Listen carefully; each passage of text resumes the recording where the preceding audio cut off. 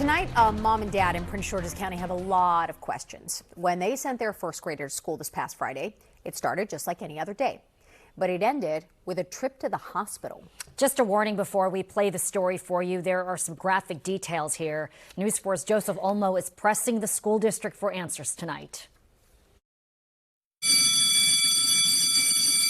This past Friday, when class started at Edward Fellogy Elementary School, Anthony Donaldson and his wife got a phone call that no parent wants to receive while their kid is at school. My wife got a call at 9 a.m. from the school nurse saying that, he was on the floor. He won't let nobody touch him, and he's just screaming bloody murder. Their 7-year-old son, Daevian, was in distress. So mom and dad rushed to the school. When I walked in the classroom, he looked terrified.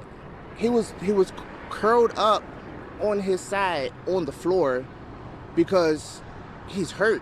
It's been nearly a week, and Anthony and his wife still have no idea what led to this, a completely fractured femur.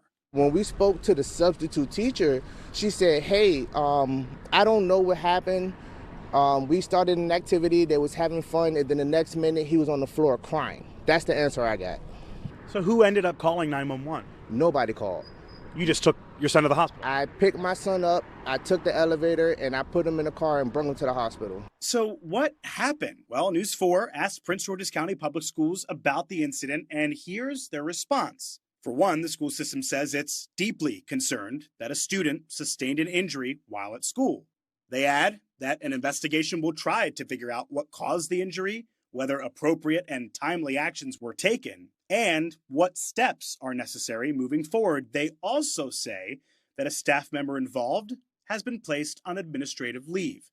You see, Daevian has what's known as an IEP, or an individualized education program. It provides a customized learning plan for students with special needs, like Daevian, who has autism. When we asked about whether or not Daevian's IEP was being followed when this emergency happened, PGCPS told News 4 they expect all staff to provide attentive supervision and support that reflects the individual needs of their students. If our review finds that those expectations were not met, appropriate action will be taken. I think we can equate it to car accidents, because that split second that you take your eyes off the road, that's it.